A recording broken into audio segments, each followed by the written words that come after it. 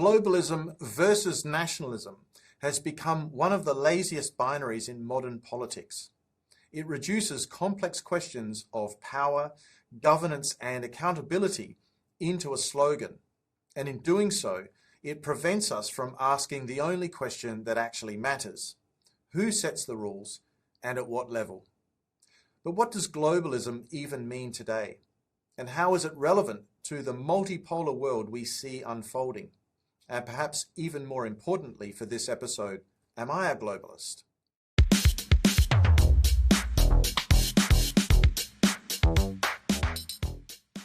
People sometimes ask whether I am globalist.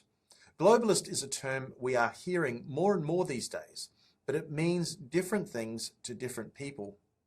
A few years ago, I might have answered that question very easily. I'd have said, yes, of course I am.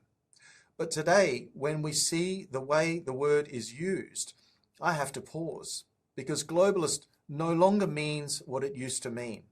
And in many cases, it's now being used as a political accusation, not in fact as a description.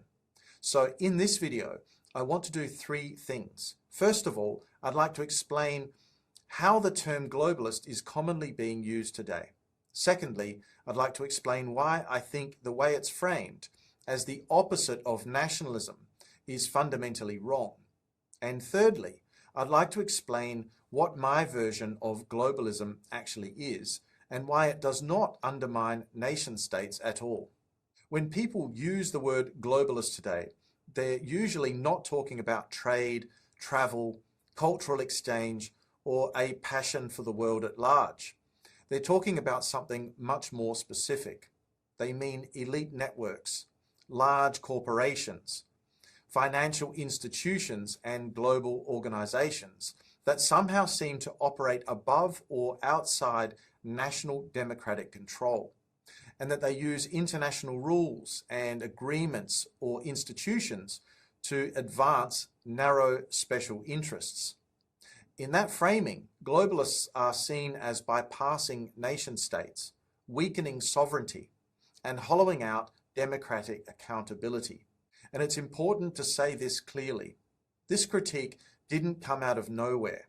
There are real tensions between global economic processes and national political systems, especially when regulation, taxation, and accountability lag behind corporate scale.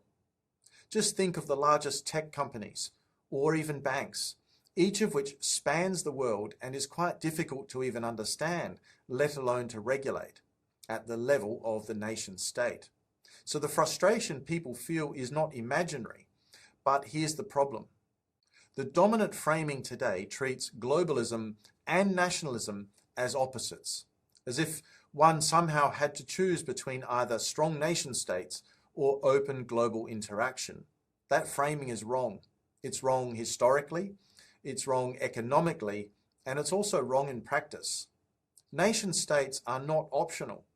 They provide law, legitimacy, wealth redistribution, social protection, and in most cases, democratic accountability. Nothing in modern human history has replaced them.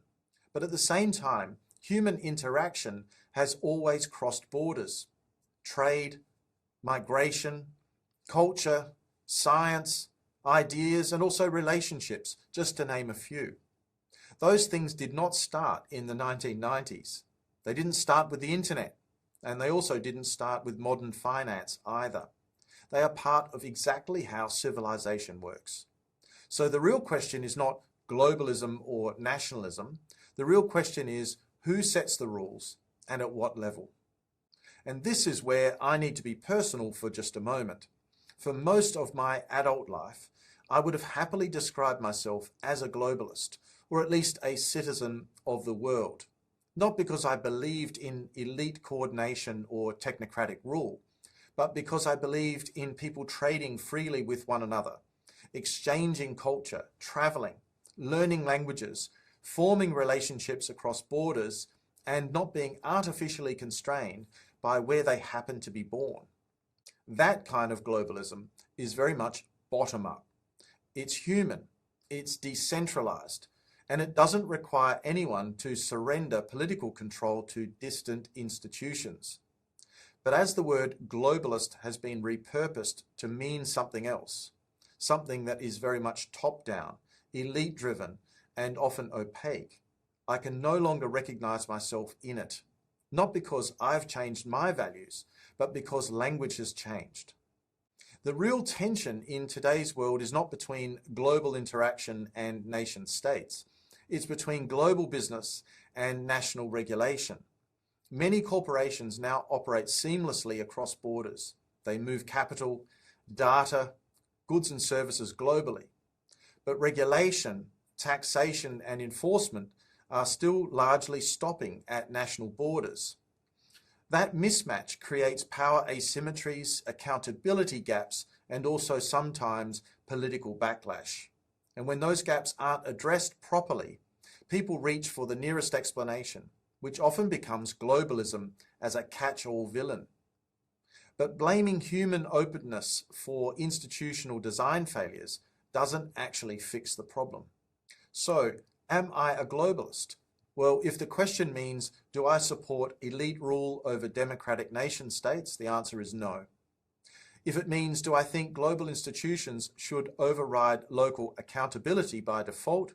Clearly, the answer is also no there.